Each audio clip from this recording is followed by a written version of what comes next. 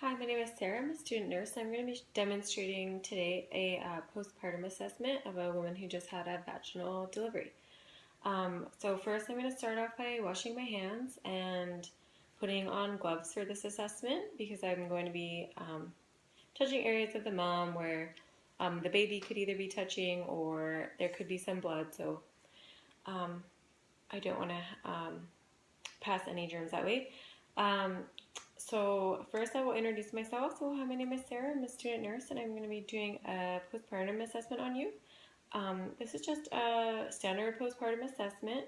So you can keep holding your baby if you're holding your baby, doing what you're doing. I'm just going to start by checking vitals and then we will go into the assessment. So how are you feeling and how is the baby doing? And then the mother will answer and I can kind of get an emotional status based off these questions as well. So hopefully she's feeling well, and then I'll ask her about pain, and then I can discuss with her like her lab values and let her know that everything so far looks normal. So that's good. And so for this examination, we're going to be doing a breast examination, a uterus examination, a bladder examination, bowels. I'll examine your lochia, and then we will check on your stitches that you had, and I'll check for any blood clots or anything like that. So to start off, we will be doing the breast examination. So I'm just gonna ask her that she pulls down her gown a bit here and check on her breast. So are you experiencing any, like a lot of pain or anything in your breast? So hopefully she'll say no, and then I can move on to just palpating, making sure that there's no like plugged milk ducts or anything, and then I'll check and see that the nipples are erect for the breastfeeding and that they're firm and full.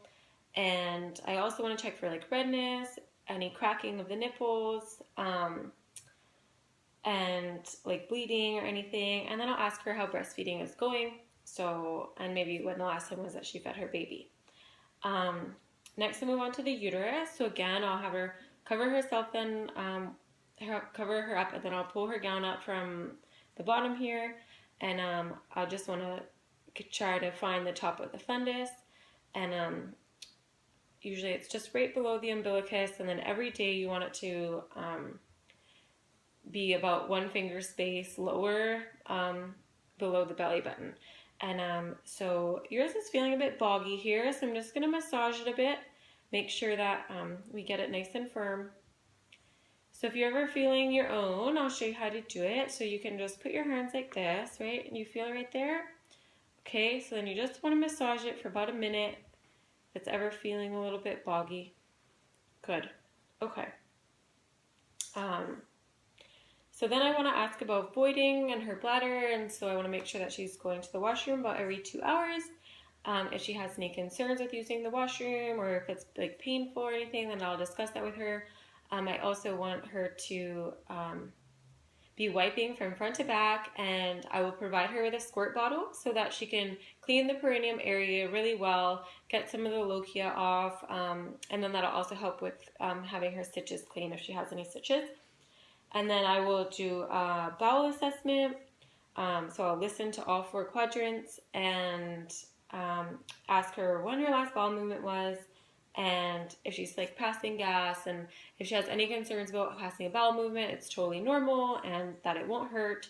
And she can, when she feels like she has to go, she should try to go and use the bathroom, but it could take a few days to have a bowel movement. Then I'm going to check her pad. So I'll look at her lochia.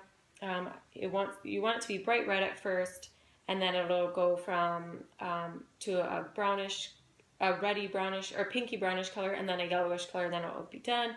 Usually it usually lasts between 3 and 6 weeks. And I also want to check for clots.